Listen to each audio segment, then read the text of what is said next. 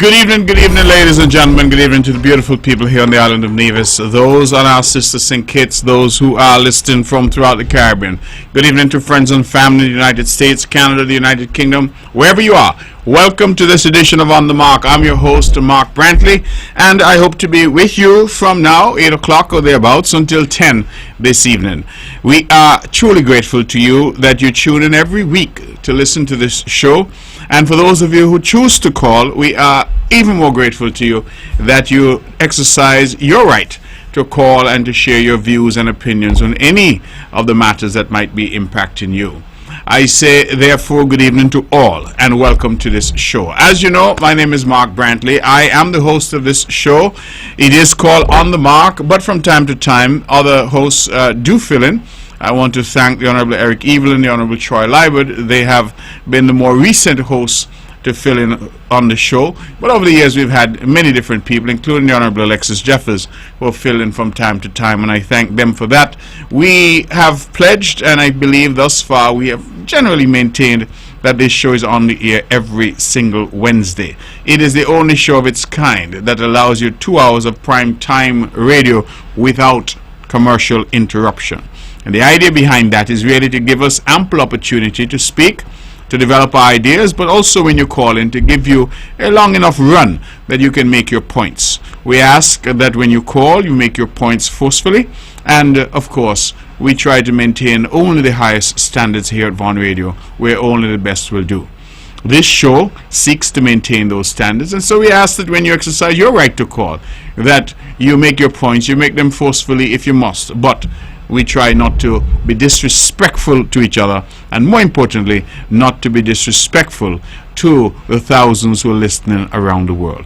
This show has set a standard over the last 2 decades or so, and we hope to continue to maintain that standard. Let me say some thank yous to, of course, Von Radio and Weber Herbert, who have given me this opportunity all these years to be here. We have a beautiful team here that works to make this show possible each Wednesday, and I want to thank them for that. I consider it a privilege. It is not a duty on their part. They are not obligated, but they have decided that this show is important, and as a consequence, we forged a relationship lasting all of these years, and I say kudos to them and thank you to them. Let me also thank the law firm of Daniel Brantley, because that law firm has dutifully paid to have this show on the air for the past 20 years. That's no mean feat. That has cost a considerable sum of money, but that, I believe, is the contribution that law firm has made to freedom of speech, freedom of expression in this country. All of us need to do our small part to promote what is best about our country, and so I am grateful to Daniel Brantley for that Herculean effort and that monetary contribution that they've made month after month for almost 20 years. Ladies and gentlemen, welcome to the show. It is 5 minutes past the hour of 8 o'clock, and we have a few things to announce. I'm going to start with making some announcements which I think should be of interest to you. You may see on social media a cartoon floating around. Some say it looks like me, but it's about keeping Nevis nice and keeping Nevis clean. As you know, I have lamented time and time again that too many of our people, too many of those living here, are being irresponsible in terms of how they deal with waste, how they deal with garbage. Many of them are dumping things out of their cars as they drive. They are dumping into our guts and ravines. They are not disposing of garbage in the appropriate way. It was just last weekend, I believe, that the Honorable Eric Evelyn had his usual cleanup of white goods in this St. George area, his constituency. And of course, we look forward to doing more of that in the other constituencies. But that does not, let me emphasize, that does not mean that your obligation, your duty as a citizen, as a resident, is somehow replaced. You have a responsibility to dispose of your garbage in a responsible way. I am very, very pleased at the work that the Nevis Solid Waste Management Authority has done, and those unsung heroes on our trucks. They come through in most communities twice a week, in some communities 3 times a week, to pick up your garbage at your door, at your gate. There is absolutely, ladies and gentlemen, no good reason why some of our people continue to be irresponsible And some of our people continue to throw garbage indiscriminately all around. And all of you out there know what I'm talking about, because you see it on the sides of the roads, the plastic bottles, the styrofoam containers. I have lamented that I walk at mornings, and in my morning walks I find food containers, I find plastic bottles, I find plastic knives and forks. It seems like people just sit down on the side of the road, eat their food, and just leave it right there. I don't believe that that is how people behave in their homes. And so if you would not want that in your home, you do not strew garbage around your house, why would you do it on our beautiful little island? To me, it comes down to a question of pride, national pride, pride in our island, pride by those who are born here and pride of those who choose to live here. And I'm calling on all of us to do the right thing. If you happen to have food in your car or drink in your car as you're driving, then once you're done with it, secure the garbage and dispose of it properly. So we have started a campaign of keeping Nevis nice, and we have some tips. Pick up litter. If you see it, pick it up. With just one simple action, we can all help Nevis clean. 2, remember to recycle. As you know, we have gone heavy into recycling of plastics. So bottles, cans, and paper don't belong in the garbage. Give them a second life by visiting one of Nevis's many recycling points. Keep Nevis tidy. Leave every place better than you found it. Our beautiful island stays that way when we all pitch in. Respect nature. Our sea turtles, monkeys, and birds can't clean up, but you can help. Help keep Nevis clean for all who call it home. And lastly, inspire others. Your actions spark change. When you set an example and care for Nevis, others will follow. Every morning, as I walk, usually with my wife, we take up whatever we see and we dispose of it in the trash can. And I'm just saying to our people, please join us in this campaign. I implore you, let us keep Nevis clean. So we've launched that campaign. The cartoon is a bit funny, and so hopefully the kids will latch on and everybody will think that it's a good thing for us to do together. Let me also, while I'm on that score of our people, we have announced this publicly, but let me announce it again, that in conjunction with the St. Kitts to Nevis Cross Channel Swim, we have launched the Spirit of Nevis Award. This is an award that has been created by me, and it recognizes anyone associated with the Nevis to St. Kitts Cross Channel Swim who embodies the island's core values of resilience, dedication, and unity. It is open to anyone to go and make their nominations and to vote at www.spiritofnevis.com. www.spirit, S-P-I-R-T, of Nevis, Nevis.com. And the voting is open until the 26th of March. And so you have perhaps another week to vote, and we are hopeful that you'll go there, you'll vote, so that we can present that award, the inaugural Premier's Spirit of Nevis Award. And that, of course, we look forward to some awardees being determined from that. It is really up to you to vote for the person that you think embodies the best of Nevis. That is, the core values of resilience, dedication, and unity, and someone who's, of course, associated with the cross-channel swim, Nevis to St. Kitts cross-channel swim. Let me use the opportunity to congratulate Jane Hansen and her team. They have taken over this swim after considerable years of it happening here. I want to also go back to thank Winston Cook and his team, because they took that swim some distance. They were involved with it for quite some time, and they have now passed the baton to Jane. Jane is indicating that she expects to have 500 swimmers this year. That is absolutely remarkable, and I've been in touch with some folks already who tell me that they're coming in, and so we expect our hotels, etc., are going to be full. This is a significant sporting event and a significant example of sports tourism. And so this year we are piggybacking and partnering with them for the Spirit of Nevis Premier's Award. And that, as I said, will be awarded to the person who embodies the island's core values of resilience, dedication, and unity, and who is connected with the Nevis to St. Kitts cross-channel swim. please go to www.spiritofnevis.com and vote. Let me also, ladies and gentlemen, announce that nominations are now open for the Youth Sport Champions Award. We're introducing this award to recognize individuals, businesses, and organizations that have made a lasting impact on youth sports and athletics in Nevis through sponsorship, volunteering, equipment donations, and other valuable contributions to our community. It's our way of celebrating those who work tirelessly behind the scenes to help our young athletes thrive. Do you know someone who deserves a recognition for their dedication to youth sports on the island? Nominate them before 30th March. Go to www.youthsportchampions.com. Youthsportchampions.com. www.youthsportchampions.com. The winner will be announced at the Inter-Primary Schools Championship on 2nd April.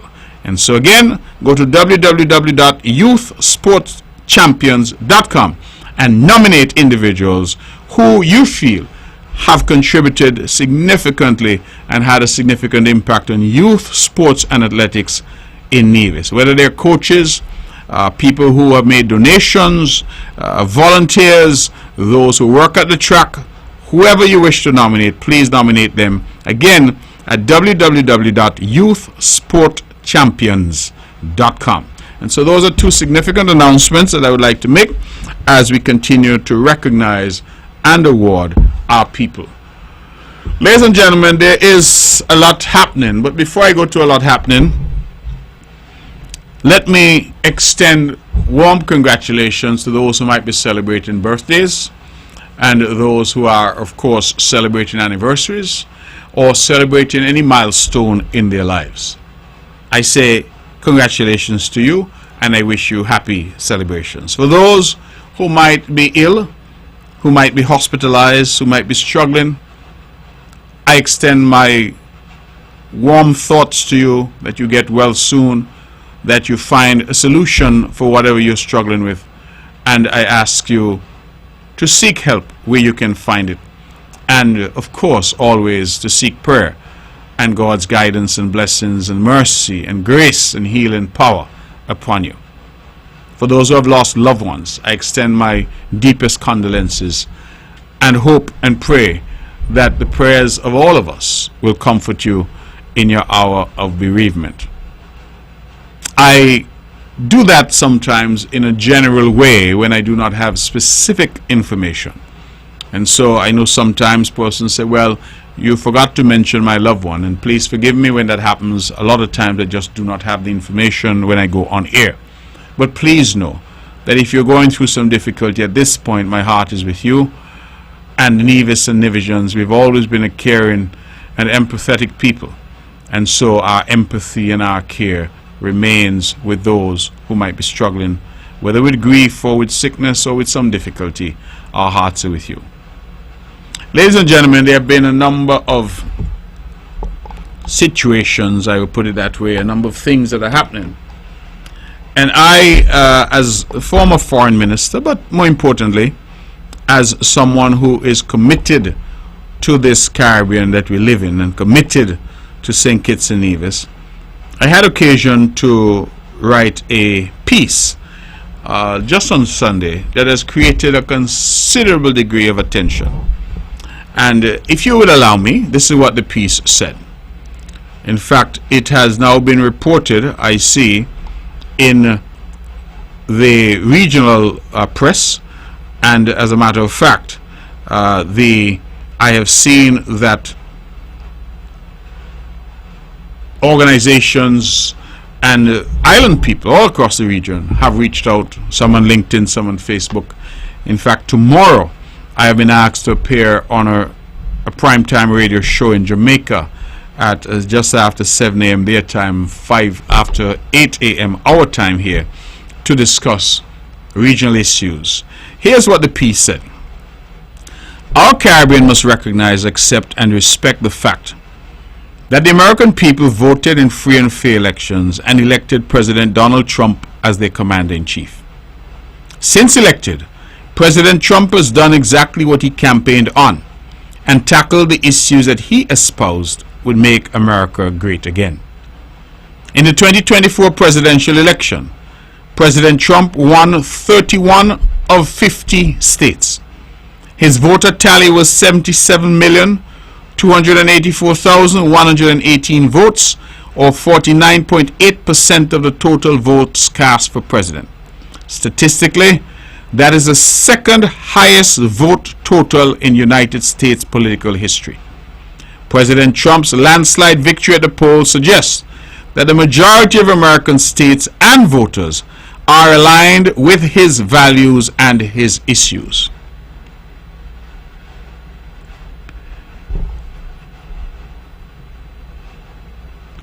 Given the reality on the ground in the United States that swept President Trump to power, I find the hand-wringing and emotional outbursts from some in our region and many in the world thoroughly unhelpful.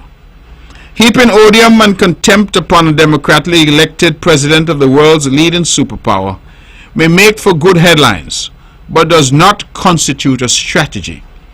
Bold statements from regional leaders about sovereignty may excite emotions at the local rum shop, but have little impact in the real world of geopolitics. My sense is that the Caribbean region, acting through and drawing upon the considerable human talent ensconced within CARICOM, needs less heat and considerably more light in our collective approach. Our region needs a well thought out and well crafted diplomatic strategy, which must be flexible enough to allow us to plan for and respond to a rapidly changing hemispheric and global environment. In this endeavor, the Caribbean, as a third border of the United States, must act as one and resist the ever-present urge to respond unilaterally. From Guyana in the south to the Bahamas in the north, our diplomatic strategy over the near term must be coordinated and agile and must respond not to the occupant of the White House, but to the strategic interests of our Caribbean people. At best, the Caribbean needs a win in our engagement with the United States over the next 4 years. At worst, we can settle for a draw. I have abiding faith in the intellectual capacity and innovation of our Caribbean civilization to navigate these uncharted and difficult waters. We have the talent. Now we must muster the political will. Now, what prompted me to write that is that I, like others, have been looking on, and we have seen an election cycle in the United States of America. We have seen the result of that election cycle. And some of us, because of our personal preference, continue to try to relitigate that election rather than accepting that the American people have spoken. We see it has happened here as well, where when an election is over because your team did not win, you start to say all manner of things without any evidence. Just in the last election that we had on Nevis in 2022, the NRP had 2 of their losing candidates decided to go to the court. Both are now paying for their folly in terms of costs after their matters were struck out. And so, it is not a new phenomenon, but in my respectful view, it is unhelpful. Heaping odium and contempt upon President Trump, saying he's this type of person, he's that type of person. I see people referring to him as Satan, as the devil. At the end of the day, when all of that is said, my question remains, what is the relevance of any of that to the day-to-day lives of Caribbean people? And so I have been concerned, quietly concerned, and I decided to write that short piece because I realize that more and more we are responding emotionally. So the popular position of the day is to cuss President Trump. And I keep asking, well, what is the value of that? Once you have cussed and cussed, I have never known cussing to solve a problem. It may exacerbate the problem, it may excite emotions. People may say, you're right to put him in a place. But at the end of the day, what is the value of it in terms of where our people stand. We have seen and heard of this effort by the United States to come at countries who have the Cuban medical brigade. And they have couched it in rather simple terms. The United States has said that they are accusing Cuba of engaging in forced labor and essentially human trafficking where our medical brigades from Cuba are concerned.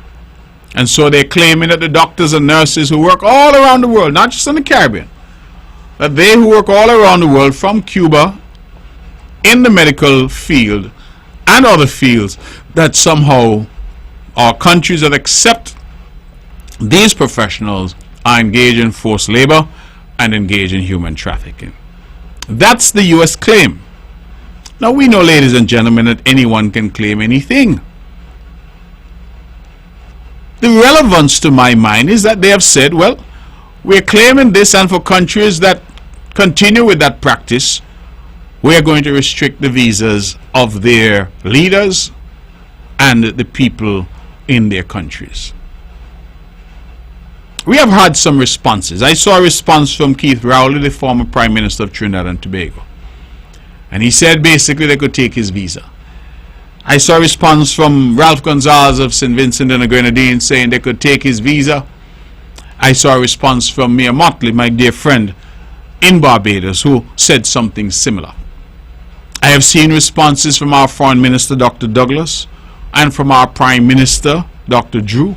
They were more measured, but the formal response that I've seen from St. Kitts and Nevis is, in my view, the correct response. That is, rather than get into the histrionics of who can take visa and you could take my visa if you can't bully me, you can't do this, you can't do that. What St. Kitts and Nevis did was to respond to the allegations that have been raised. If somebody says that you stole something and you know that that is not the case, then the response ought to be to set out the facts to show that you have not stolen anything. So the U.S. says that the Cuban doctors and nurses that come here, that they are being forced to come, it's forced labor, it's human trafficking. And I think that St. Kitts and Nevis's approach was the correct approach. You address those concerns head on. And what did our response say? One, when Cuban doctors and nurses come here, they pay the same wage like professionals here, the same wage scale. No difference. Two, we're not holding their passport or somehow holding them hostage. Three, they open bank accounts and their money is paid into their bank account every month like every other public servant, foreign or local, that works here. Four, they have holidays as they're entitled to under our law that they get every year. Five, they're free to travel, and many of them have done so. Six, as we all know, many of them have chosen to stay on in our country. Some have even gotten married and remained here. Well, if you could have your own bank account, get your pay based on your scale like everybody else, there's no difference in pay between a Cuban and a Nevisian. You have your bank account, you get your pay, you get your holiday, you travel where you want, you have your travel documents, you marry and all, and stay here. Well, where's the forced labor? Where's the human trafficking? They're not doing anything different here than people go to the United States to do, to look for a better life and to contribute at the same time to the development of their adopted home. And so I thought that the response from St. Kitts and Nevis was the perfect response. Without all the saber rattling and the emotion, and you can't tell us who to be friends with, and you can't this and you can't, because to me, that is an emotional response, which at the end of the day has no real currency in the world of geopolitics. Now, we then saw a list from the New York Times, an article in the New York Times which purported to list some 43 countries in 3 categories. One, they say countries from which no one will be allowed to travel to the United States. 2, countries, they say, would have restrictions on travel to the United States. And 3 countries, they say, have been given 60 days to respond to concerns, barring which their citizens will have restrictions placed on them. St. Kitts and Nevis, Dominica, St. Lucia, and Antigua and Barbuda appeared on that 3rd list. That is a list of countries which they say have been given 60 days to respond to concerns. Well, as Premier of Nevis and as leader of the opposition in the Federation, I immediately spoke to the Honorable Prime Minister on the matter. Soon as I saw it, and he and I spoke very early on the morning after that piece came out in the New York Times. And the New York Times is a reputable newspaper. And so this thing galvanized and got legs, and of course the usual nattering nabobs of negativity here. They start to spread it. Oh, St. Kitts and Nevis is going to lose out, and this is a failure of government. When I reached out, I not only reached out to Prime Minister Drew, I reached out to colleagues around the region. And I found out that in fact the United States government had not said anything to us about this matter. And so where the New York Times claimed that we had been given 60 days to respond, there was in fact nothing to respond to because we had not been sent any information. In fact, the Prime Minister said to me that nothing formal nor even informal had been said. Our embassy in Washington, D.C. was unaware of this matter, and the U.S. Embassy in Bridgetown, Barbados, accredited to us, was equally unaware of this matter. Put differently, we don't know what this matter is about. Nothing has been sent to us to ask us to clarify anything within any 60 days. And so, I realized that Antigua and Barbuda and St. Lucia, and recently I've seen my brother Roosevelt Skerritt from Dominica, all of those, have put out similar statements. They don't know what this is about. Well, interestingly enough, I think it was just 2 days ago that the White House press secretary was asked, and she responded to say that there was in fact no such list, but rather the United States was going through its usual process of looking at countries, looking at visas, looking at immigration policy, as they are entitled to do. But of course, again, this has set off a large discussion, and people are wringing their hands, and the emotion is coming through. Trump is trying to bully us, Trump is this, Trump is that, and I'm saying what we need in our region is to put our personal feelings about President Trump to one side. Our personal feelings, I don't mean to be disrespectful, but they simply do not matter, because the American people have voted and they have elected the person that they want, and the sooner we accept that and move on, the better. This constant attacking, and I see some people now saying, I for example said that President Trump won in a landslide. Well, the reason I said that was multifold. One, there are 50 states in the United States. He won 31 of those states. Two, he got, as I said in my article, over 77 million votes. Do you know that is the second highest number of votes that any person in the history of U.S. presidential elections has got? Only Joe Biden in 2020 got more votes than Donald Trump did in this last election cycle. Three, he won the Electoral College handsomely.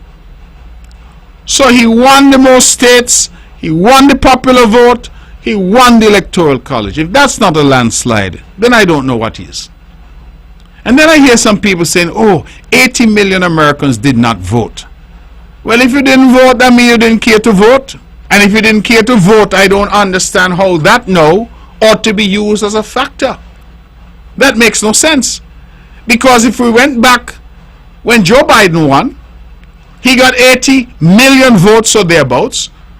But I'm fairly certain that when you added those who voted for his opponent and those who didn't vote, there could be the same argument that Biden never had a mandate. In fact, Obama didn't on that argument. Kennedy didn't. None of the presidents would have had a mandate based on that spurious argument. Elections are not held in secret. So if there are people in America who opted not to vote, that's their business. That's their choice. But of those who chose to vote, of those who exercised their right to vote, Donald Trump won, and he won handsomely. So America has made its decision. All this vexness and this emotion and this cussing and this carrying on, America has made its decision. And I tell you, I understand the emotion, because right here in Nevis, election after election, the CCM wins the majority of seats and the popular vote, and you still hear the same nattering nabobs of negativity. Cussing and ranting and raving and going on. Well, if you want to be in government, you must learn how to win elections. It's as simple as that. If you cannot win an election, then hush your mouth. And then what you need to do, therefore, allow the government that the people elected to do its job.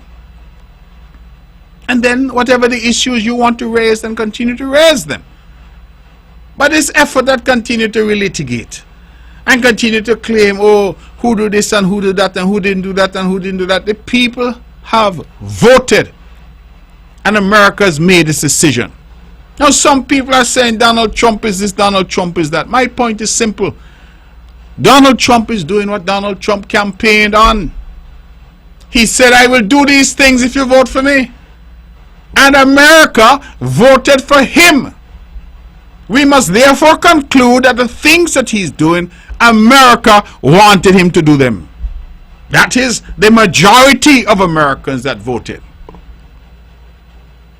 31 of the 50 states said, Donald Trump, you're the man for the job. Go and do the things you say you're going to do.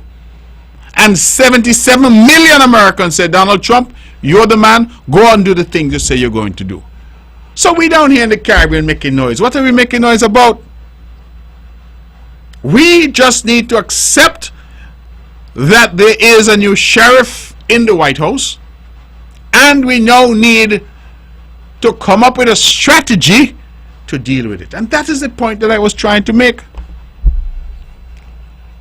Some say, oh, that's kowtowing, that's bowing down. It's none of those things. It is simply calling on the Caribbean region, rather than Ralph in St. Vincent and Gaston in Antigua and Roosevelt in Dominica and Philip in St. Lucia and Drew in St. Kitts, rather than all of them issuing statements, Mia and Rowley. Why can't we just come up with a strategy, and for the Caribbean region, speaking through CARICOM, to say this is our position? And Tutman Samambagay abides by that, because they all would have been involved in crafting the necessary strategy. We know that President Trump's presidency is only going to be 4 years. That's what the US Constitution mandates. We know that after these 4 years, he will not be able to run again unless there is some constitutional change in America. And so for me, it is about developing a strategy that engages with the most powerful nation in the world, our neighbor. We in the Caribbean are the third border of the United States. And so we must align ourselves now with a strategy that allows us to be flexible, agile, and responsive. We understand that we need America. Some people are pretending otherwise. Well, let America go about their business, we don't need them. That is rubbish. We need America. And I'm going to say something that may sound odd to you. America needs the Caribbean. We have been critical to the United States fight against drugs, against human trafficking. Critical this Caribbean Sea and the countries that comprise this Caribbean. We are critical to the national security interests of the United States of America. We have a huge trade imbalance currently with the United States. Huge. Billions of dollars in trade imbalance. That means that we are buying more from the United States and we are selling to the United States. The cruise ship industry, largely based in Florida, a multi-billion-dollar industry. Where would that industry be without the Caribbean? The tourism industry, where would it be without the Caribbean? So there are touch points. There are areas where it is clear that the United States needs us and we need the United States. And so it is for us to develop a strategy to mobilize our diaspora, to mobilize our local people, to mobilize the talent that exists in this region, and to say, what then can we put in place? Not for every leader to take to the microphone to carry on, but what can we put in place in terms of a strategy? A strategy of engagement in a positive way with the United States, but equally, as I said in an earlier piece that I had written, a strategy that seeks additional friends. Not to abandon the United States, not to abandon Canada and our usual allies, but also to develop new friends around the world. I looked at the fact, ladies and gentlemen, that we entered into diplomatic relations. In fact, I feel quite proud that I was the foreign minister that did that with the Kingdom of Saudi Arabia. And in just a few short years after we had entered into diplomatic relations for the first time, the Saudi Development Fund could offer us $20 million to help with our geothermal project. A new friend. So I have said and continue to say we must now look south. We must look to Africa. We must look to India. We must look to the Middle East. We must look to wider Asia. We must develop new friends, while at the same time that strategy must continue to engage with our established partners like the United States, Canada, and Europe. In addition, in relation to trade, as we hear about tariffs and trade wars, it behooves us in the Caribbean to turn our gaze to South America, to Latin America, to major economies like Argentina and Brazil, and to seek to develop shipping routes so that we could get goods, food, and other goods from Latin America. It also behooves us, as part of that strategy, to develop inter-island travel, inter-island trade, inter-island commerce, to allow us to be able to buy food from Dominica, to buy fish and shrimp from Guyana, to buy wood from Guyana. It's important, ladies and gentlemen, that we start to reimagine our Caribbean region. And that is going to be critical, not just to deal with the current situation in terms of the White House, but to deal with advancing the interests of our people going forward. In fact, one of the requirements under the Treaty of Chaguanas that established CARICOM was that we ought to coordinate foreign policy in the region. So you take this Cuba Medical Brigade issue. What I'm fearing is that Jamaica may say X, but Guyana may say Y. St. Kitts Nevis may say Z. St. Vincent and the Grenadines may say Q. And so from the region you have all kinds of discordant voices. I am not sitting here tonight to tell you that I have the answers. What I am saying is that people far brighter and people far more capable than me in this region, at CARICOM, at foreign affairs ministries around the region, that we have the capacity to sit down and work out a strategy. In this relationship with America, we need a win. But I have said that if all we get over the next 4 years is a draw, I'm comfortable with that too. Because we understand that 4 years is what it's going to be. We don't know what's going to happen thereafter. But for now, engaging with the Trump White House, we're looking at 4 years. And I think the time to develop that strategy is now. Not to delay, but to develop it now. So, ladies and gentlemen, that for me is an important aspect of our geopolitical environment and what's happening in our hemisphere. And I believe that President Trump being in the White House may actually be a good thing for us in the sense that it will now force the Caribbean to recalibrate. It will force the Caribbean to come up with a proactive, well thought out, logical and coordinated approach in terms of trade and diplomacy. It's long overdue that we do that. We have for a very long time simply been reactionary. An article crossed my desk and it made me smile, because I was foreign minister of St. Kitts and Nevis from 2015 until I was fired in 2022. And during the period that I was foreign minister, I believe that this country had the best diplomatic efforts. We had excellent teams deployed around the world, an excellent team at Capitol, headed by Kebas, a woman I have tremendous respect for. And I believe that we did a fantastic job for our country. I pride myself that in 7 years at the helm of that ministry, we had no scandal, we had no ripple, because you know why? Whenever there were problems, we got ahead of them. I went to the UN, I went to around the world, I went to various fora, and I was engaged, and the country did well. We developed the relationship with the United States. We repaired the relationship with Canada.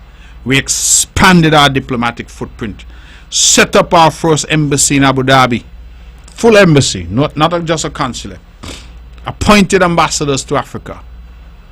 We went out there, we opened the OECS first. Of all the OECS countries, St. Kitts and Nevis was the first to have a high commission in Ottawa. All of these things were done under my watch as foreign minister. And so the other day I smiled because I saw a whole article saying how our former Prime Minister, Dr. Harris, did such a great job in terms of diplomacy. And I smiled because I said, that's how it goes sometimes. No mention of those who actually did the work. No mention of those who actually performed. But rather that the Prime Minister did such a great job. I just smile, because the truth is that history will ultimately be written by those historians who choose to write it. I am comfortable that I led that ministry and led it well, and that our country benefited. When I signed diplomatic relations with Saudi Arabia, for example, is because I was convinced then, as I continue to be convinced now, that we must turn our gaze to non-traditional partners. When I visited places like Senegal, in Africa, Morocco, people ask me, why are you going to these places? Because I see Africa as critical to our survival and our sustainability going forward. We must rekindle our link.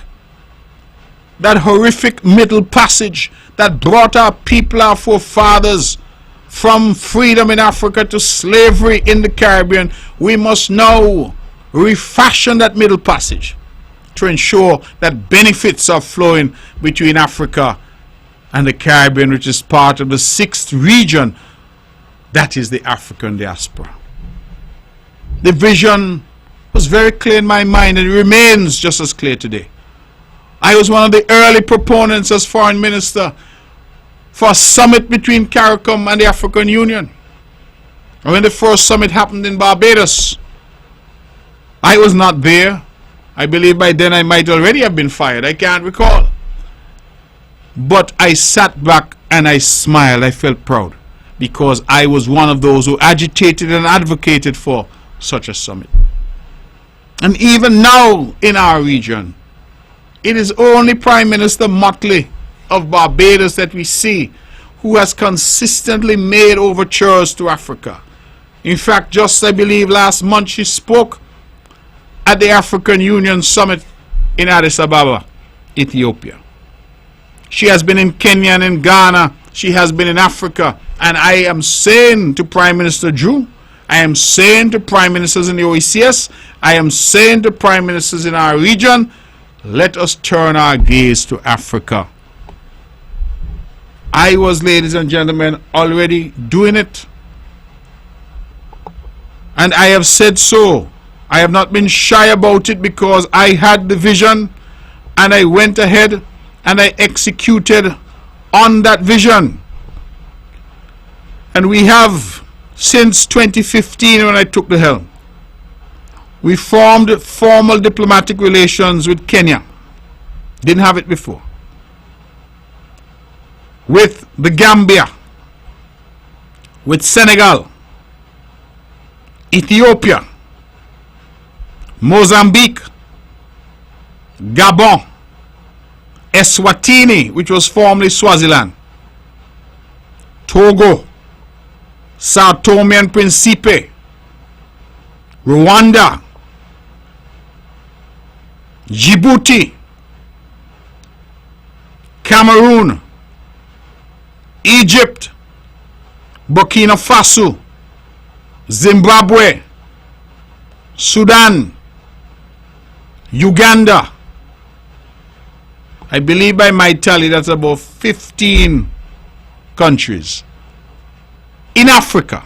In addition, I went out there and I got formal diplomatic relations signed with Bolivia, with Croatia, Cyprus, Dominican Republic. All these years we did not have diplomatic relations with Dominican Republic until I became foreign minister.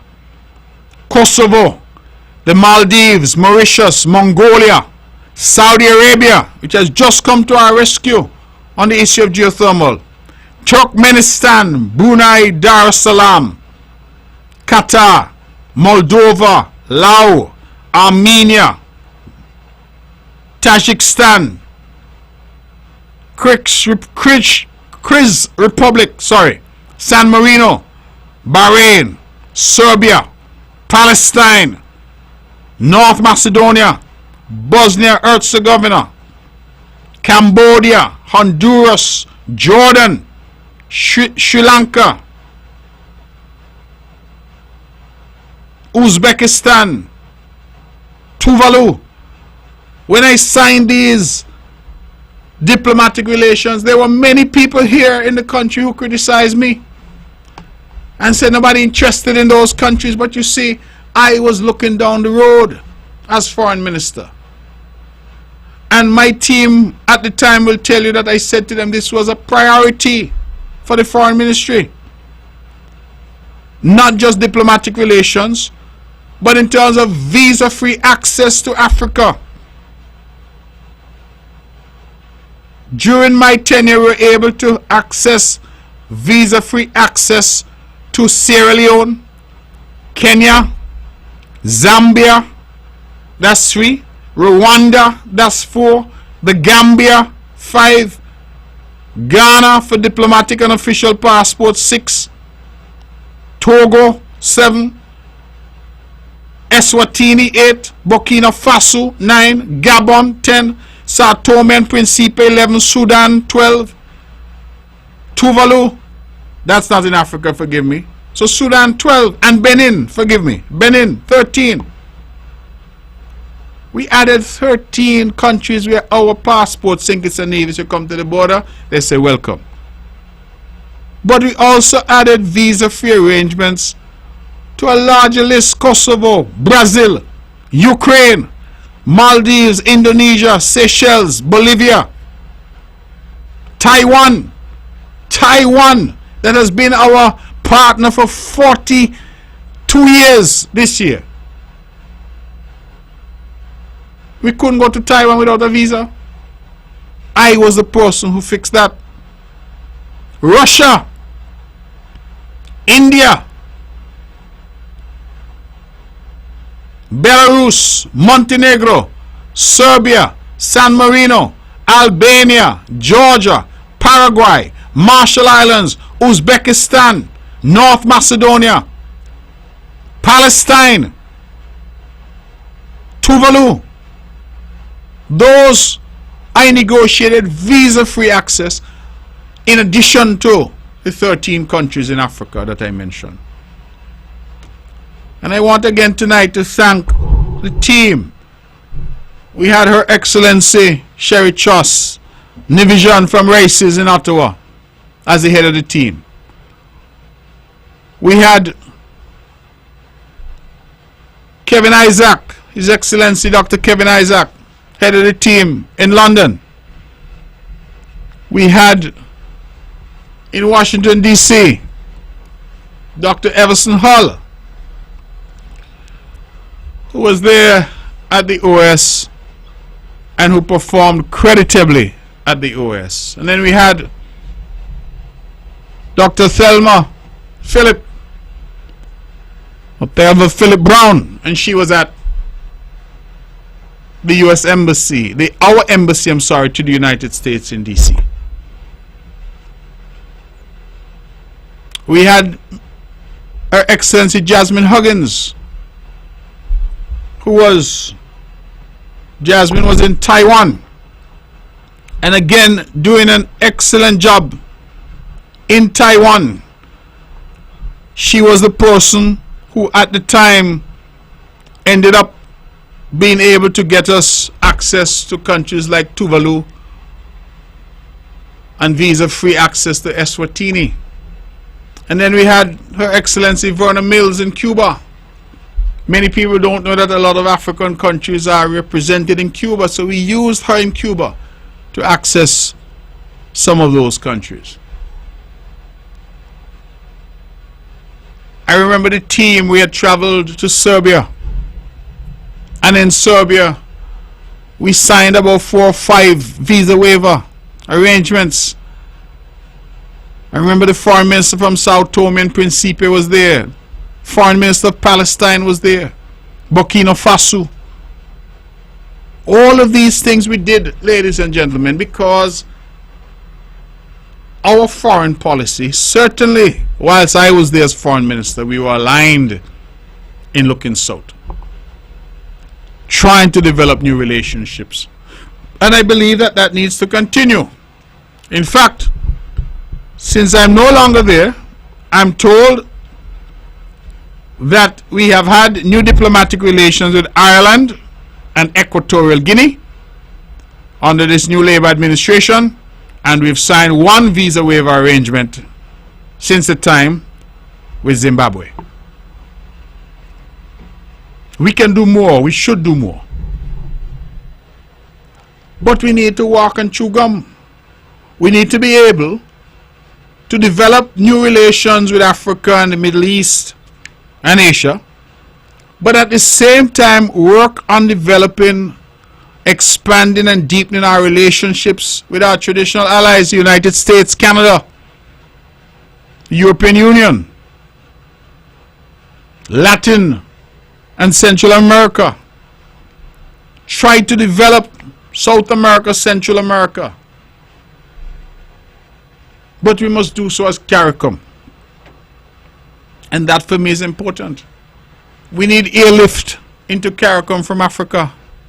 Direct airlift, not having to stop in Paris or stop in London.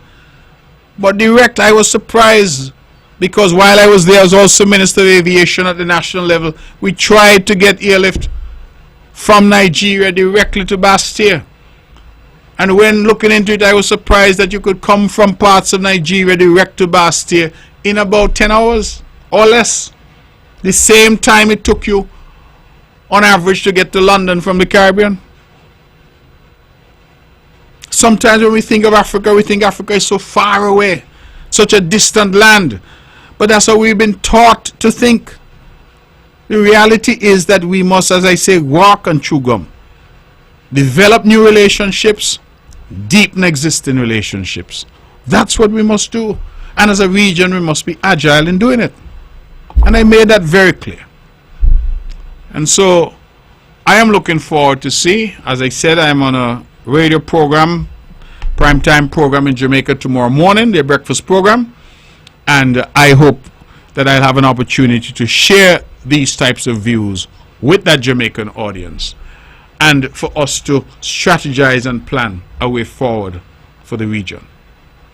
Let me just quickly add, and I will have a more comprehensive report when I do my press conference later this month, God willing, but we had a visit from the head of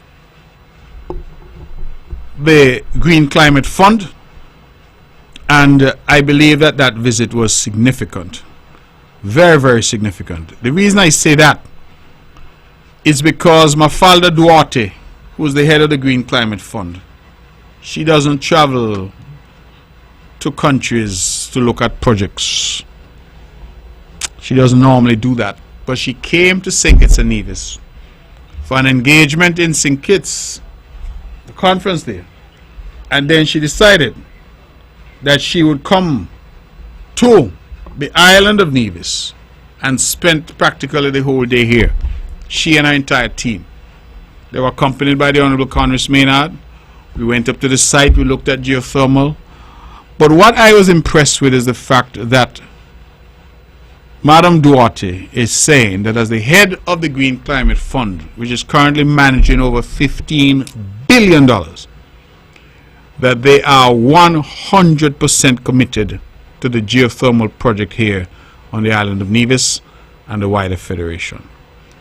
And she came to be here in person to symbolize that commitment. And I was very, very happy and very impressed that that is the position. We had excellent conversations and engagement. And the fact that she opted to leave the conference in St. Kitts with her team and spend an entire day here in Nevis, I believe that that speaks volumes. And I say to the Nevisian people that we now are truly within striking distance. I'm hopeful, I'm prayerful that we can get this over the line, because the effect of it will be transformational for this little island of Nevis. And so certainly I look forward to that. I will say no more on it for the moment. Ladies and gentlemen, on Monday we had a joint cabinet meeting with the federal cabinet in St. Kitts at the Park Hyatt. You would have known that the first joint cabinet was here held at the Four Seasons between, again, the federal cabinet and the cabinet of the Nevis Island Administration.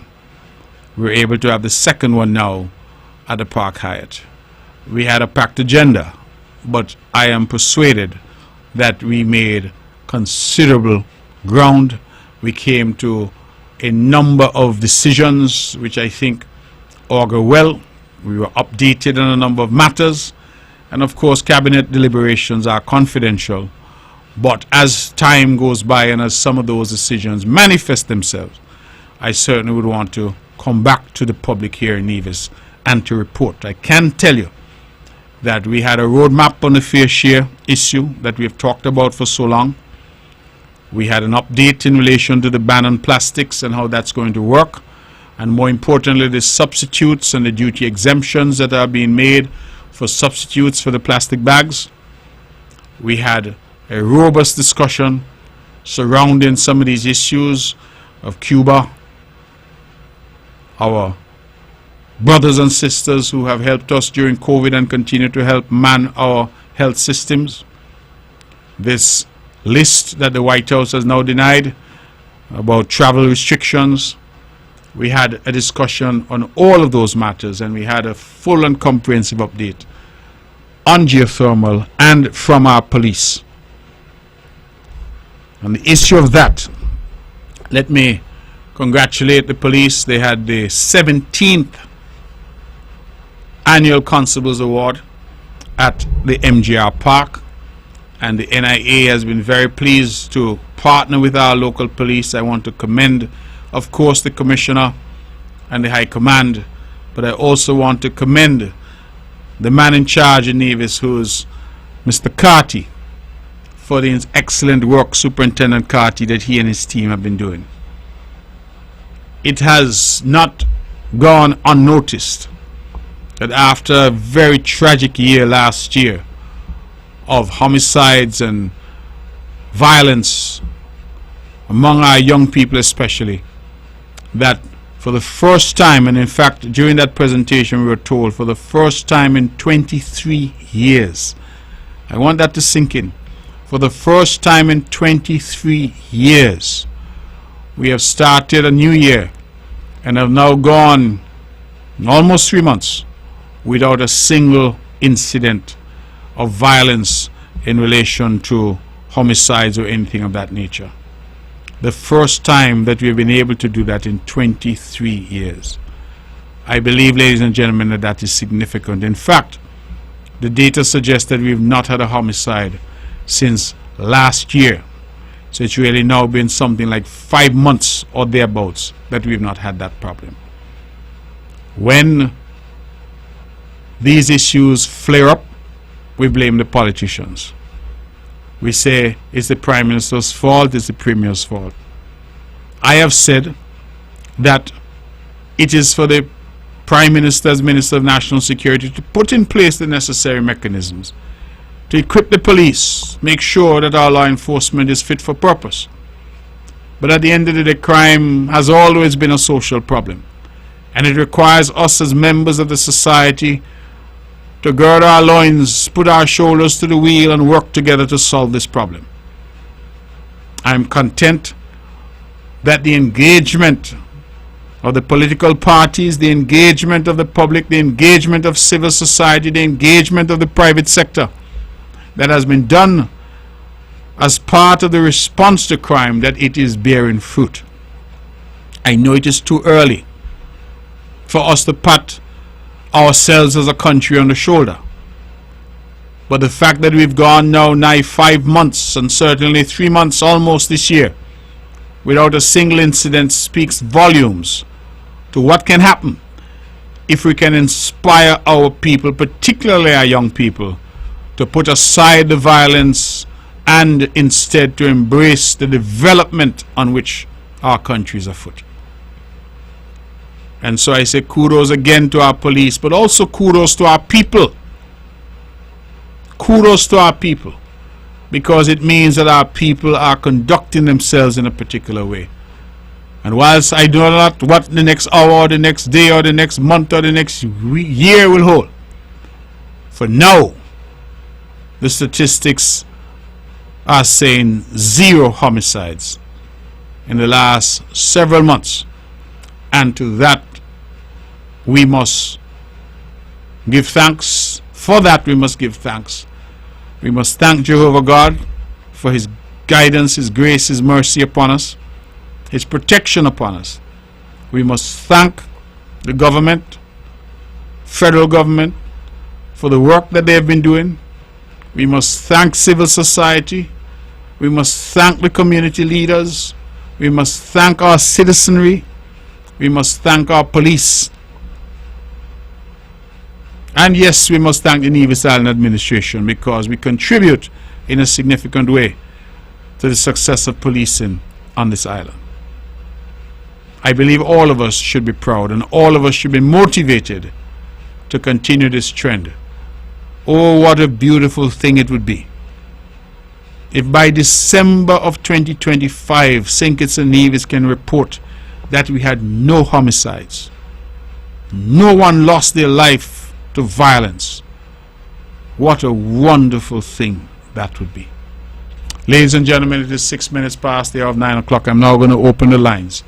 I'm going to be quiet and allow you now to speak, and you can speak by calling the numbers 869-469-1616 and 869-469-1700. Those are the numbers to call if you'd want to be a part of the show tonight, and the lines are now open, and I invite you to call. Let's take our first call. Good evening, you are on the mark.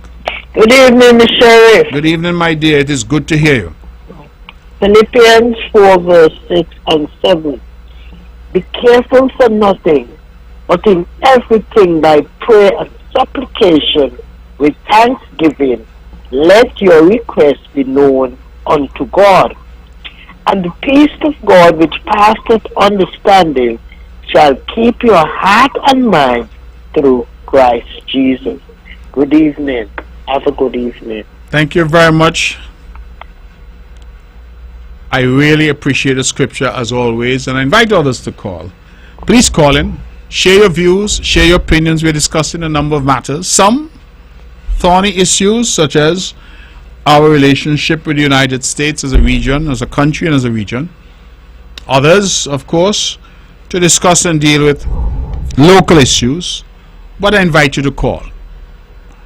Please, you can call at any time. Don't feel that you're interrupting me. I will break whatever I'm saying to take your call, because this is now the part of the show where we rely on you, the members of the public, to pick up your phone and call in and speak to the matters that are impacting your mind.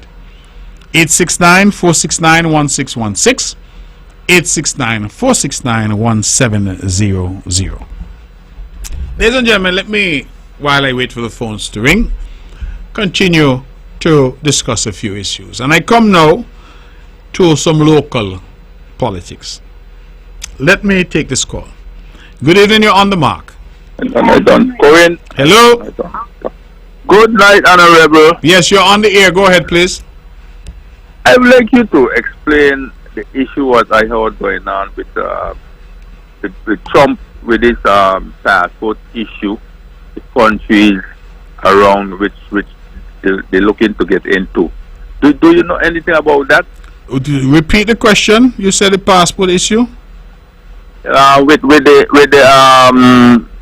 this money that they envy. How you say that they envy that the countries like you all and think it does benefit. How you call that? I forget the name. Well, the citizenship by investment program. Yes. Ah. I hearing things about that where they're picking on different islands. Well, that's what I dealt with when I spoke earlier, because I said. I didn't hear you. Okay, all right. So I dealt with that earlier. I said that the New York Times had a report, but that the White House has now said that there is no such list. So we are waiting to see what now happens, because the New York Times said that they've seen a draft list that was leaked, but the White House has denied that there is any such list. So nothing has been said to St. Kitts and Nevis, nothing has been said to Antigua and Barbuda, nothing has been said to Dominica or to St. Lucia. We are not aware of what the concerns may be, because no concerns have been raised, and the White House has now backed away from that, saying that that is not accurate. So we'll wait to see. No, because Trump looks like he wants to enter everybody, but it seems like he got a problem within himself anyhow.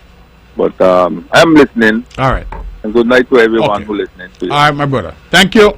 Let's stick with the phones and take some more calls. Good evening. You're on the mark.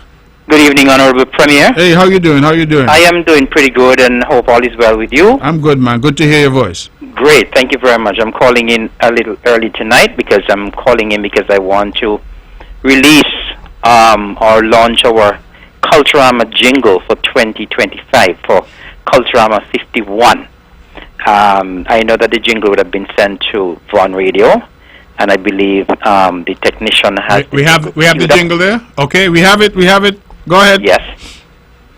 So we can release it right now. Oh, you want to release it now? Okay. Well, yes. This is the jingle for Culturama 51, and we're going to play it right now.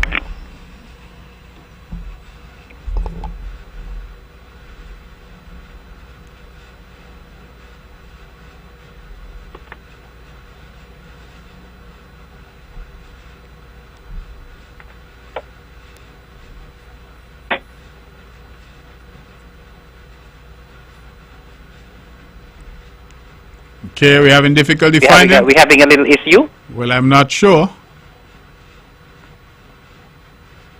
I know the jingle would have Vision been sent. Pride, second to none. Culturama 51. Join us for the Caribbean's greatest summer line, July 24th to August 5th. Doubling from the man. Okay, is it possible to play it again? All right, Minister, let us play it another time. Sure, Second time. absolutely. Need Vision Pride, second to none. Culturama 51. Join us for the Caribbean's greatest summer line, July 24th to August 5th. Doubling from the man. Okay, that's Yes, the yes, jingle. Honorable Premier, as I said, that is the jingle. So that is what we are doing a lot of our marketing with. Of course, we do have someone new who is heading up the marketing subcommittee this year. Miss Rhonda Thompson, very, very enthusiastic, coming with a lot of ideas. And actually, the jingle is voiced by someone from Brown Hill as well, Honorable Premier. So I'm sure you'll be very proud. Okay. Rhonda is the head of the marketing committee. She is from Brown Hill. And the jingle is voiced by Mr. Dwayne Hendrickson, who is also from Brown Hill. And I have to commend the marketing committee in terms of what they've been doing so far. They've been working quite hard. And so we just want to ensure that the people in Nevis, in St. Kitts, and in the diaspora get the message that the place to be July 24th to August 5th this year is on Nevis for Culturama 51. We know, Honorable Premier, that a lot of persons would have come home from the diaspora last year, and we're expecting a lot of persons to come back this year. Quite a number of the persons who were here last year indicated that they will be back, and there were some who indicated that they didn't get an opportunity to come last year, and so they will be coming this year. I believe the experience they had for Culturama 50 was an excellent one, and I believe that they will be willing to come back. And so we want to start getting our persons geared up for the festival. And so now that we have launched the jingle, you'll be hearing the jingle very often. You'll be hearing it. It will be out on social media. You'll be hearing it on the radio. You'll be hearing it on the television. And we just want to start ramping things up for Culturama 51. Well, that's excellent news, and I think that we need to continue to press, of course, and to, look forward to Culturama. It's everybody's lime. It's our thing. Indeed, so it I is. certainly look forward to it. Indeed. And while I'm on the air, quickly as well, Honorable Premier, just want to remind members of the public as well that next week is our big Agri Expo for the 27th and the 28th of March, right there at the ETW Park. And so I believe that we're going to have another huge and massive and very successful event. And of course, we're encouraging all from Nevis and from St. Kitts and from the neighboring islands to join us at the ETW Park next week for Agri Expo 2025. Have you got confirmation yet from our usual neighbors in Sabre and Statia? Well, I think we would have had confirmation from Statia already. Sabre, we would have sent a letter to them. I'm not sure if we would have had any confirmation from them yet, but most likely all of them will be confirming at least by this week in terms of probably numbers. Okay. All right. Well, thank you very much, sir. Thank you very much. Excuse me. There's a longer version to this jingle as well. Sure. Let's get it. Well, of course. Division out of here. Culturama. Division Pride, second to none.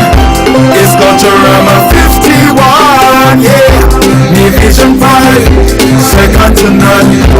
It's Culturama 51. Division Pride, second to none. Culturama 51. Join us for the Caribbean's greatest summer line, July 24th to August 5th. Doubling tournament. Let's go! Division Pride, second to none. It's Culturama 51. Yeah. Division Pride, second to none. It's Culturama 51. Yeah. And I have to say, Honorable Premier, the jingle is sounding excellent. Yeah, man. Very well jingle. done indeed. I did not do him to sing. I gotta go look for him. All right, brother. You don't know your Brown Hill people could sing? I didn't know he could sing like that. I know he sing in church, but I don't know he could sing jingle too. All right. Thanks a million.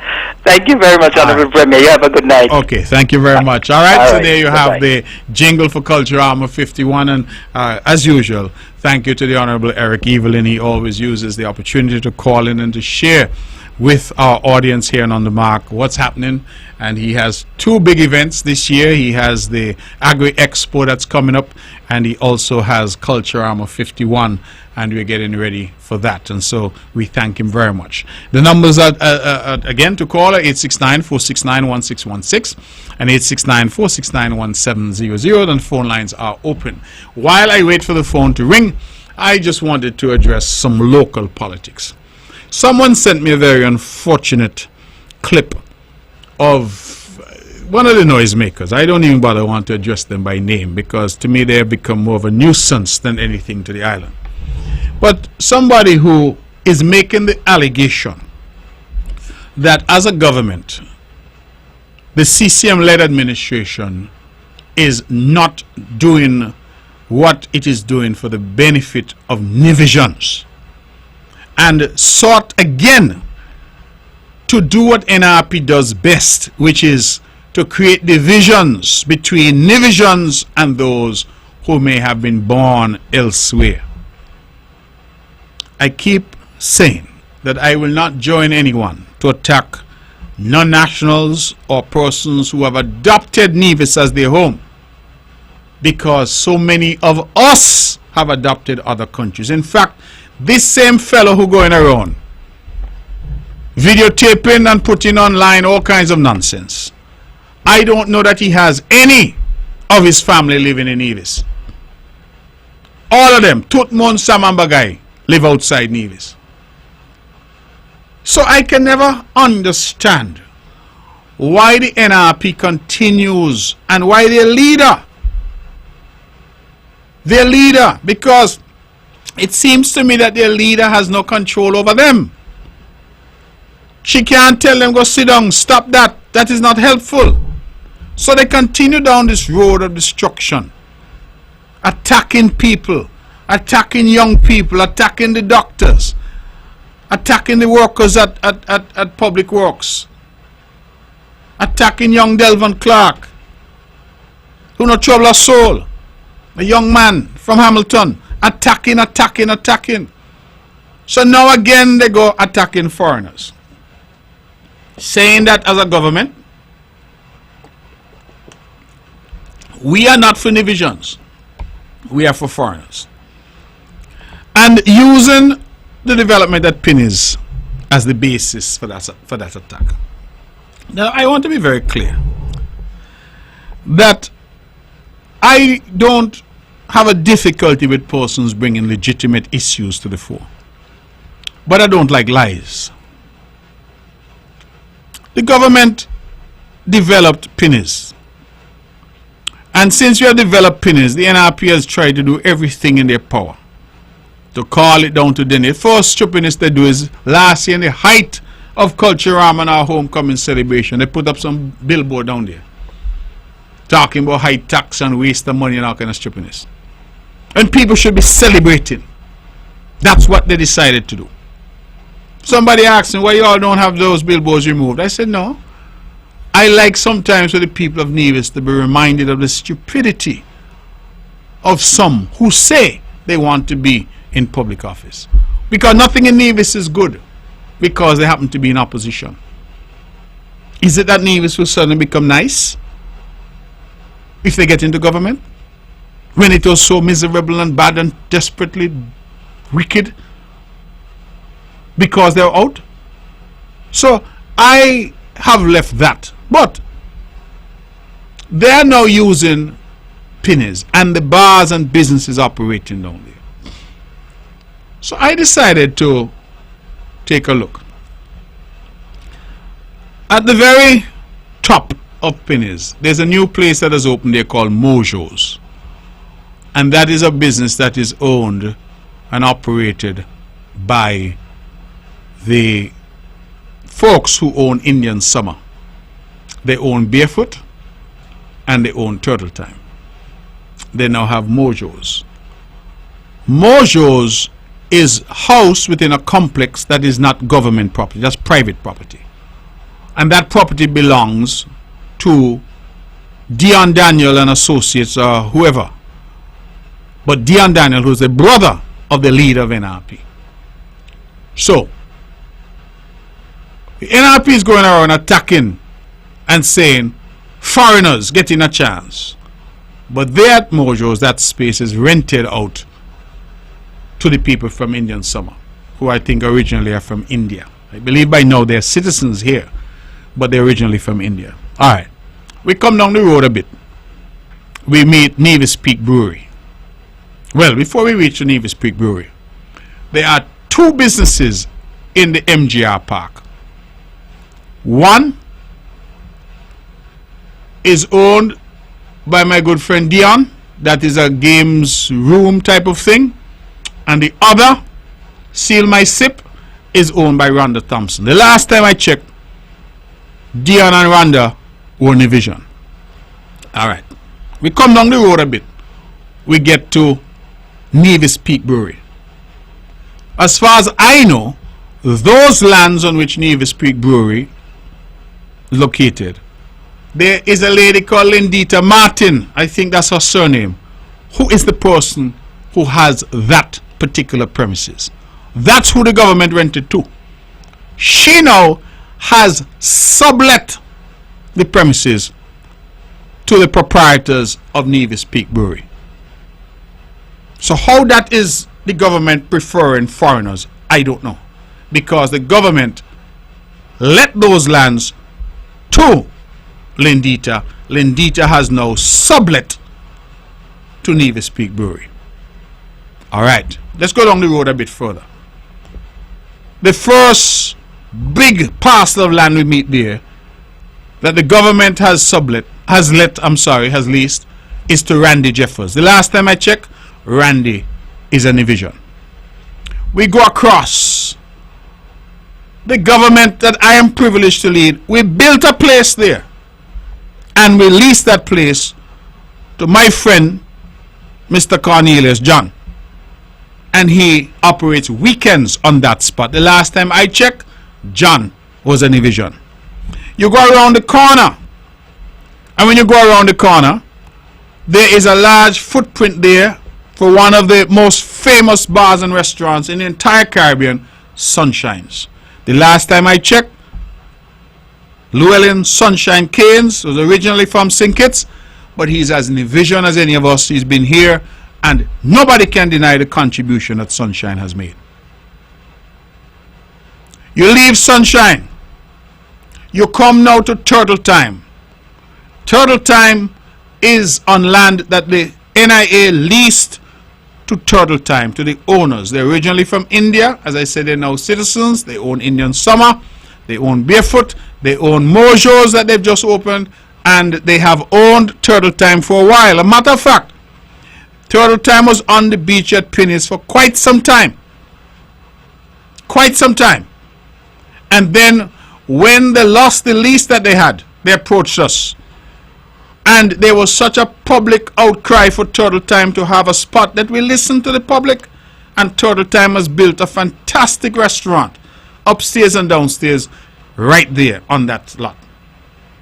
Next to Turtle Time, there's a place called Chills Bar. But we did not lease anything to the proprietors of Chills Bar. That property was leased to my good family Chevy. You all remember Chevy?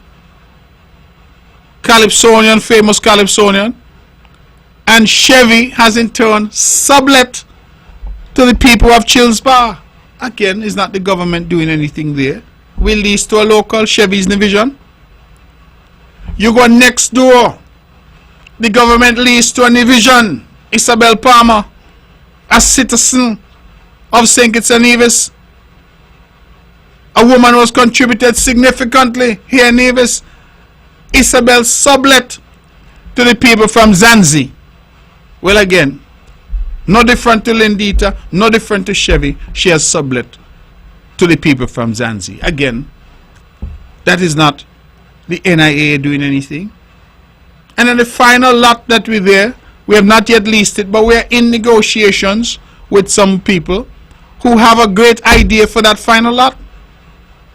And those people are citizens of St. Kitts and Nevis. The reason I set this out, I want you to take me from the top again. Mojo's has just opened. That's not government property. That's private property. Leased to the owners of Mojo's by Mr. Daniel, who's the brother to the NRP leader. We come down, we have 2 businesses in the park. Both are Nevisions. We come down further, we have Nevis Peak Brewery. That was leased by the government to a Nevision, and Nevision subleased it to someone else. You come down, you have Randy's, Nevision. Sunshine's, Nevision.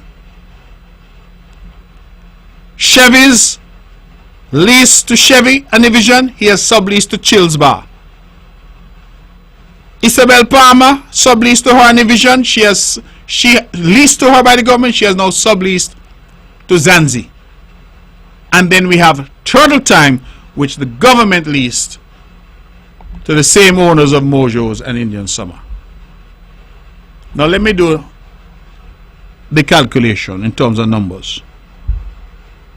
Let me forget about Mojo's up at the top, because that's not government property. 2 in the park. Randy's. Wait, let me not get to Randy's. 2 in the park. Nevis Peak Brewery, that's 3. Randy's, that's 4. Sunshine, that's 5. Chevy's, now Chills, that's 6. Zanzi, that's 7. And Turtle Time is 8. Of 8 businesses operating down there, all of them are leased to citizens.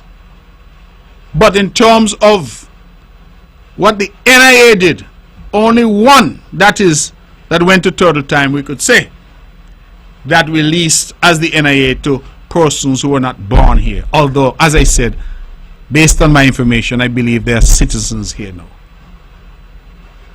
That's the only one. So when we hear this chatter about the government is somehow giving away the properties down there to foreigners, and it is simply false. It is false. Because the people who are holding leases down there, the people who have businesses down there now, many of them have subleases from Nevisions. And those Nevisions, from what I understand, are making a pretty penny. Because such as what the government gets for the lease is peppercorn. But Nevisions who hold the lease then turn around and sublease it to others. Well, how are you going to cost the government for that? What is it that Mark Brantley, Spencer Brand, Eric Evelyn, Troy Libert, Janelle Nisbet, Stedman Truss, Helen and Lewis, that's the cabinet. What did we do in relation to those matters? And I'm frankly tired of the continued effort to mislead the public. Things are going well down at Pinneys. People are employed. Money is being made. Taxes are being paid. And rather than people being happy to see the development and the progress of Nevis, they vex. Let's go back to the phones. Good evening, it is 9:30. Yes, good. Yes, me again. Honorable, why people like to try to divide people in a country, and sometimes some of these same people have house rented.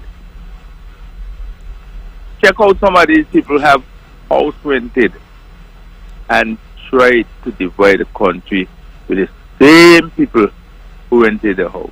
Same people from outside in some of them house renting, and they have this kind of behavior. I don't like it at all. You don't divide a country because you want to vote or try to screw up a country and say this. No, some of these people have house rent from the same outside people. Check it out. Some of these who behave outside people, you for outside people. Some of these same people picking up house rent from these same outsiders, and they're going on. So it mad me when you see people displaying this kind of behavior and dividing our country. Before they make a country happy or what it is, they're dividing it, and the same act. Check, Honorable, check anyone who out there making noise, they have house rent. And the same outside people renting their same house, and they outside talking about outside people. This should be shame when you're out there doing this kind of nonsense, Honorable. That's how I feel. Brother, these things. brother, where you from? Where you from? Yeah. Originally, where you from originally? Originally, I'm a born individual. Okay, where you live? Adopted by Tatola. Okay. And you went to Tortola to make life. Am I correct? Yeah, my mother bring me down here. Okay. So you're in Tortola and you're making your life in Tortola. Yeah. Well, if I Tortola on this side, they're going to go Nevis to make life. Well, what is the problem with that? I see the problem. And that's why I keep asking our people, why it is that some of us continue to spread this hatred towards our brothers and sisters. When I tell you, when you start to examine them, the leader of NRP, most, in fact, virtually, well, let me say most, of her siblings, her family, her own children, them don't live here. The members who are there making the most noise, them not got nobody here. Everybody for them overseas. And I don't understand why we continue to try to bash non-national people. Man, if people come in here, you know, it's the same party, and this is what bothers me, you know. The same party that keep cussing and say, no foreign investors come in. You know, they say, how the foreign investors out at sea. Me sure you hear them say so. Well, now the foreign investors come in ashore. You know what they're doing? Cussing the investors. Oh, the government shouldn't do this for them, and the government this and the government that. That's why I just went through. In fact, somebody just sent me a message and tell me that my count was wrong because I forgot to count weekends. Again, local. So when you come down the road, you got 9 restaurants there, and 8 of them is local people who have the lease. And the 9th one, Turtle Time, the people are citizens now, and they had a restaurant down there that was doing well. And after they lost the lease where they had, we didn't want them to close down. So what is the problem? And why we continue to bash? Every one of those restaurants, brothers, is employing people. Every one of them. I was down there the other night. They took some people down to the beach, and me tell you, down there was, man, like ants. Business is going. And rather than these guys looking to see how they could help Nevis, all they want to do is promote nastiness and negativity and try to bash people. Now, what if those people down there take them on and they said, boy, they don't want us here, so let us shut up shop. Right? Because as a government, we didn't lease no property to no foreigner. We lease land to locals. So if you get a lease down there and you turn around and say, boy, for whatever reason, I gonna sublease to somebody else. Well, how do you blame the government for that? Honorable, I hate to hear people dividing a country. I hate it. Badly. You know, and they feel dividing a country, it make it worse because it make it bad. Because if a set of people start to pack up and go home, and you have a business happen. My brother, I keep telling the visions, yeah? Don't let nobody box bread out your mouth when they can't give you biscuit. Because some of them who are making the most noise, they have not one thing to show for their life here on earth so far. Not one thing to show. They have not achieved anything. They know what it's like to employ one person. Them themselves looking work, some of them. So, right, good night, man. Yes, go ahead, you listen up here. Some of them looking work. So, when some of them come with their attitude, they themselves unemployed, you know. All they're waiting on is for the people of Nevis to make a mistake and put them in government. That's all they're waiting on. But while they're unemployed, they're coming to bash your employer, the place where you work. Well, my crosses. Let me go back to the phones. Good evening, you're on the mark. Hello? Hello, good evening, Honorable. You're on the air. Go ahead, please. Yes, you talk about the geothermal. I was wondering if there is a possibility that you'll be selling shares when that comes on stream to the general public. That has not yet. You don't think that is a good idea for everybody to be a stakeholder, nationals particularly? Well, I agree with you, but we have not yet come to that state yet. But it is something that certainly I will be willing to push for, so that everybody can get a share in it, because I think it will be a lucrative undertaking and that our people should benefit. But we have not yet got to that stage, because we're at the stage now where we are doing the drilling, and those bids should be opened, I believe they tell me now, on the 6th of May. Okay, well, I'm glad to hear that, but I think that it will be a brilliant idea, because everybody will have a stake, like stakeholder, you know, everybody will be glad to be a part of it. So all of these problems and so on people might be having, they won't have that again, because they will say, well, I'm a part of the whole system. Absolutely. Absolutely. Yeah. So, yeah. And let me divert again a little about Burkina Faso. yes. There's a young guy there, I guess, I don't know if you follow that Burkina Faso and the improvement of that place, you know, just 36 years old. This a guy, man, I tell you, moving that place like, well, is the talk of the town now? I mean, everybody talking about this guy. I mean, you know, it's international, and what it did over the years, over 2 years, it's amazing. I think all the leaders should follow this guy, and it looked like he got to transform the whole of Africa. Well, yes, I certainly have been following. I think his name is Traore or something like that. Yeah. And he has been doing well. My only concern, I'll be honest with you, is that he obviously took Ibrahim Traore. He took power in a coup. And I don't like when people take power by a gun. I like when people are elected.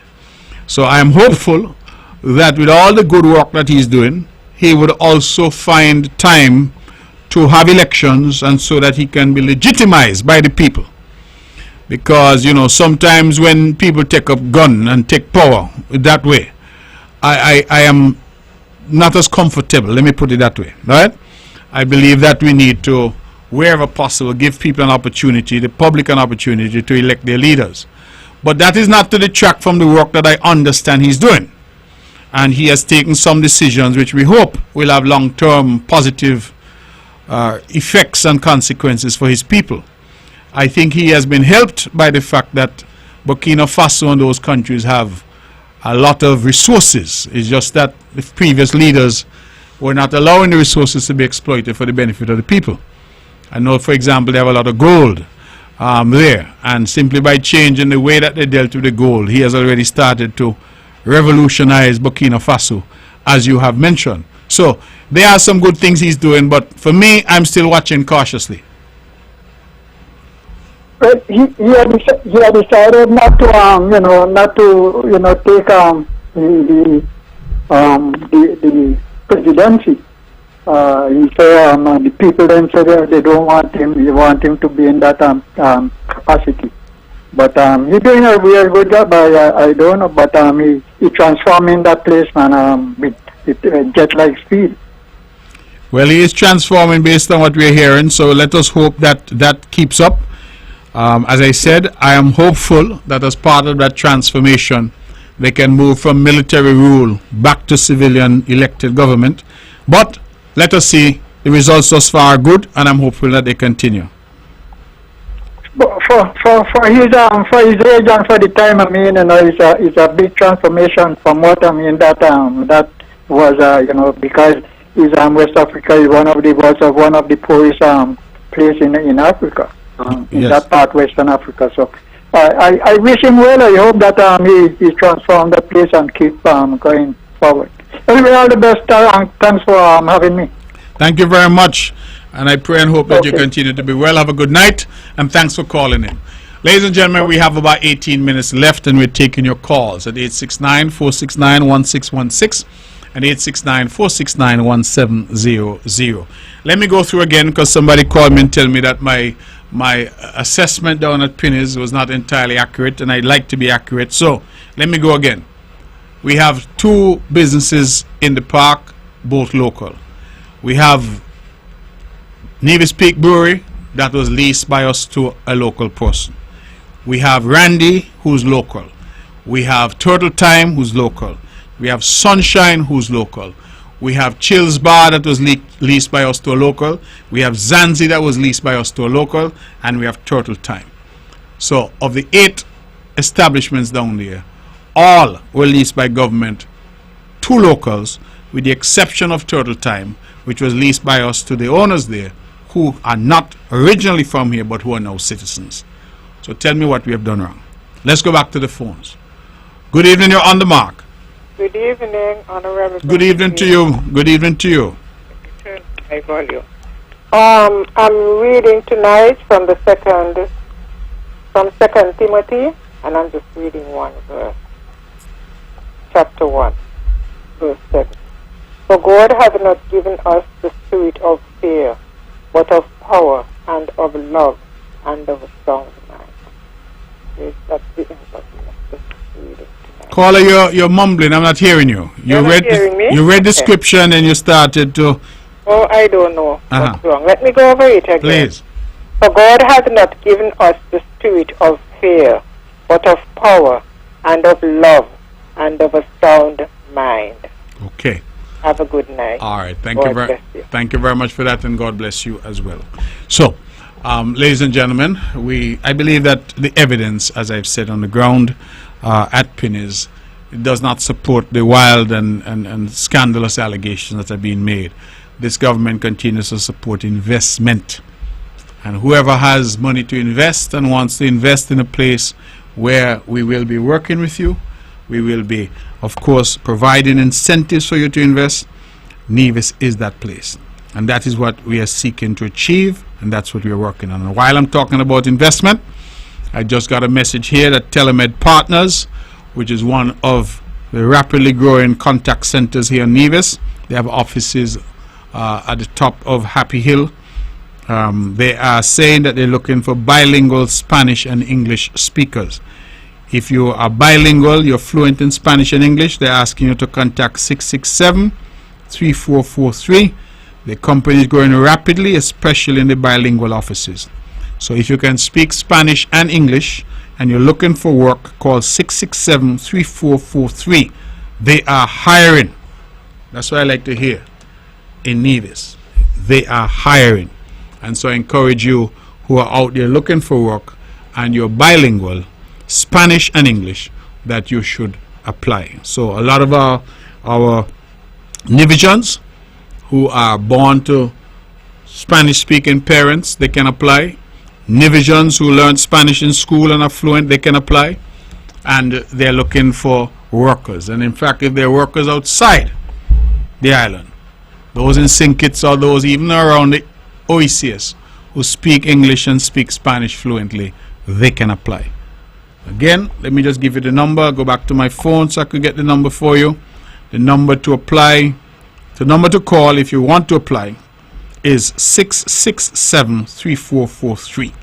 667, and that's Telemed Partners, and they are there at the top of Happy Hill. We have 14 minutes left and we're taking your calls. 869-469-1616.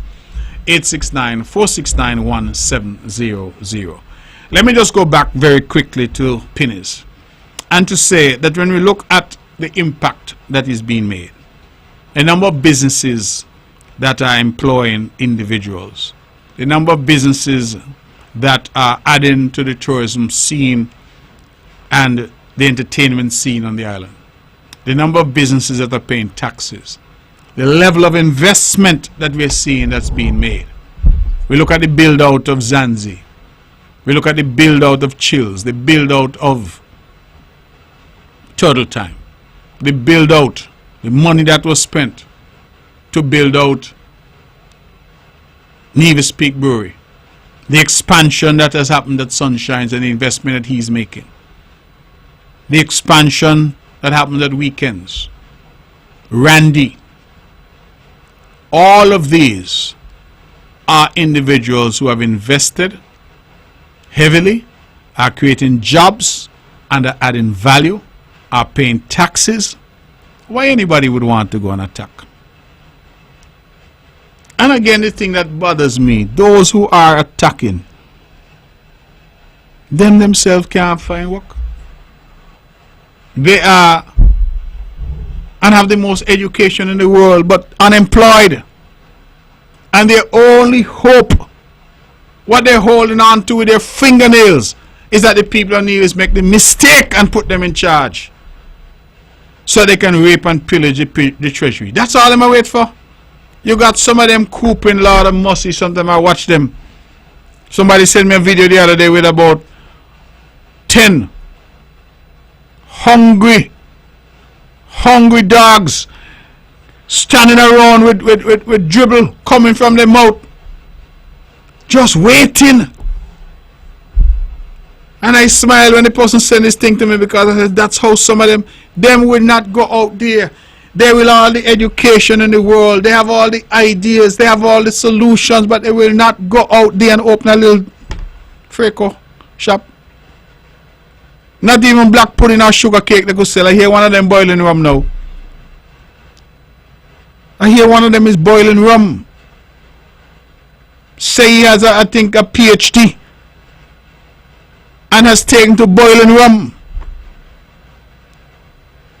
trying to compete with the local fellas who boiling rum for years and doing that. That's what he's doing, boiling rum up in the house. That's what school children say. In fact, I was at a bar in Bad Village and they say it's the only rum that was spoiled. Me never know rum could spoil. Not using their education, their ideas, their solutions. They have a conversation, they have something to say about everything.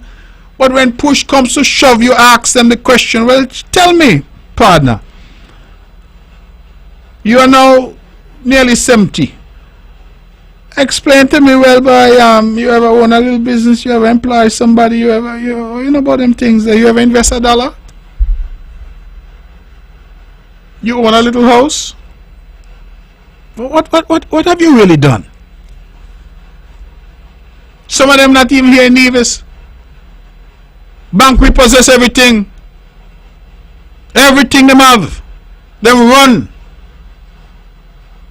Gone wherever them gone. But they got the solution for Nevis people. You who getting up every morning, going to work, taking care of your children, paying your mortgage, paying your car note, saving a little dollar, working every day, doing what is right. Them now do none of that, but them say them have the answers for you, but them now work. Imagine that. I've told the story 100 times of a young man over in Cherry Gardens. Say, happy politician sit down next to he, and they're telling him about his great plan to create hundreds of jobs on the island. And the young man said he took a sip of his Guinness and he said to the gentleman, he said, but partner, you got all of these plans to create jobs, but me and you in the same boat. Me now work and you now work. So if you got all of these plans and you so great and you got all the knowledge in the world and you know how to create jobs, how come you can't create one for yourself? I mean, these things may sound harsh, but that is the reality, because the people, them who are out there making the most noise, no got nothing to show. I've never invested a penny in Nevis. Don't know what it's like to make a payroll. But they are lecturing people who are investing, contributing, and doing something on the island, adding value to the island of Nevis. That's who they're cussing. Somebody come in, before the person could land good, they hear about it, they start to cuss. Well, when a restaurant or bar is set up at Pinnace, well, who's doing the construction work? Who's doing the plumbing? Who's doing the electrical? Who's working at the restaurant? The place Mojo's that just opened there, I spoke to the owners, I asked them, well, they say, oh yes, they have a local lady who's the manager. They have, and they said they made it a point to hire local people. People are working. And those out there who are talking can't point to a sweetie shop, a Freco cat, a sugar cake stand. They can't point to none of that. The day in town is hot. And I sure they could have got a little piece of ice and they shave it, pack it into the cup and put some syrup to sell. Not even that they can do. Not even that they can show. But they say that they have the solution for you. You who working, building your house, sending your children to school, paying your taxes, saving a little money, taking a little holiday now and again. Them say they have the solution for you. Well, I say you should be lecturing them about how life works and how to succeed in life. Because if you own a home, if you have a job, if you're supporting your family, you are doing better than those who are telling you that they have the answers for you. Well, what a thing. In America, they have a fellow named Elon Musk. And everybody's talking about this Elon Musk, Elon Musk. But Elon Musk is a billionaire. Elon Musk has created companies, employed thousands of people. So if Elon Musk stands up to talk about business, people will listen. Because Elon Musk knows something about business. He has demonstrated that he knows. You may agree with him or disagree with him, but the bottom line is that you can listen to him and say, boy, yes, he has walked the walk, he has talked the talk, he knows what he's talking about. In Nevis, the NRP got some people who don't never do nothing with their life. Never. If you go down the list one after the other, you put F for failure. One after the other, failure, failure, failure, failure, failure. Who now work, can't work, lazy, don't want to work. But at the end of the day, they're telling hard-working divisions, they're telling investors in Nevis, the person who's opening something, that somehow what you're doing is bad. And they have an answer for you. The answer they could have for you. What is it they have to show you? What? When I heard one of them who making so much noise and they say boiling rum in the house, I say, imagine that. Imagine that.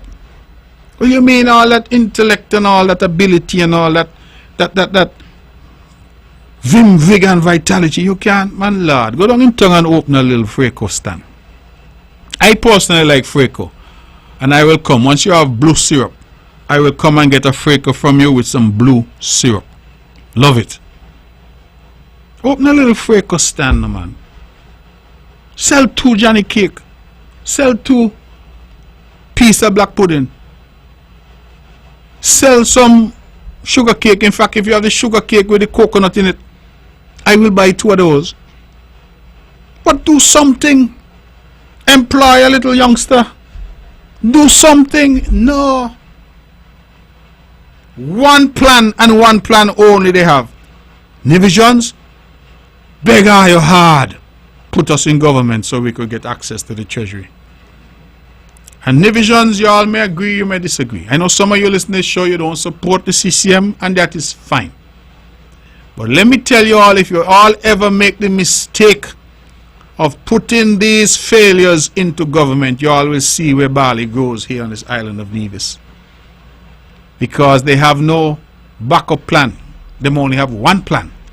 And the only plan they have is the treasury of the people of Nevis. That's the only plan. Some people got plan A, B, C, and D. Them got one plan, the treasury. And that is why they are so virulent and so vitriolic, because you think it easy. that you there on the fence there and dribble coming down your face, and you there pant and dribbler come down, and you can't get at that treasury that you want so bad. Man, you see things moving and things happening and you can't get at it. You know how that is why they're so vitriolic. They're filled with so much venom. You think they're filled with venom because they love Nevis? No, they're filled with venom because they're saying, Lord have mercy, me can't get me hand on the treasury. I mean, I got no other options. Like some of them now pay the bills, now pay the rent. That's what's happening. No options. But telling you who are doing better than them, who's going out there, going to school, going to work, doing the things that you're supposed to do for you and your family to advance. They're telling you that you should give them the chance to govern you. Well, I say to the contrary, they should be learning from you. They should come to you and humble themselves and say, Pardon, as you start a little business, teach me.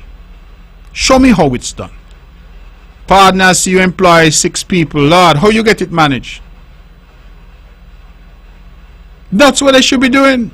Pardon, as you own a home, you build a home, how you get it do? But instead of doing that, they're cussing you, telling you that you are inadequate, and telling you that they have the answers. But in the meantime, they live a rent house and not pay the rent. That's the reality. They got all kind of thing to say, but never had a name on a mortgage and don't know what it's like. Never own a spot, they don't know what it's like. Never own a business, they don't know what it's like. Never paid a salary.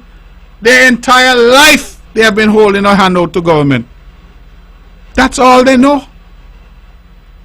And so long as I have life and I'm sitting here, I'm going to make sure, I'm going to say to them, you all want to do things in the country, go out there, go find work. Go out there to find work. Go out there and create something. Make your contribution. But if your only plan is to put your snout in the government trough, then I'm going to be there guarding the trough with all that I have to make sure, not you. No. Not you. And everybody who's listening to me knows that I'm telling the truth. Everybody who's listening to me knows, because they see them. All of them have a F next to their name. And that F stands for failure. It gives me no comfort to say so, but that is the fact. So I end by asking those in the NRP, those failures who keep going around, attacking businesses where Nevisians work and make a bread, attacking investors who are doing things to help build Nevis. Give us all a break. Pick up yourself. Go find work to do. And be of some value to our island and to our nation. That is my sincere and humble recommendation. The banner struck up, it means we have to go. Ladies and gentlemen, thank you for being a part of the show. We had a wonderful time this evening. Thanks for all who called. We are truly, truly grateful. And we look forward to this show being rebroadcast tomorrow at 1 p.m. right here on Vaughn Radio. Just as I close, let me remind you again that the Spirit of Nevis Award is now open. I urge those out there to go and vote at www.spiritofnevis.com. And then we also have the Youth Sports Champions Award. Please nominate at www.youthsportchampions.com. Thank you, good night, and God bless you all.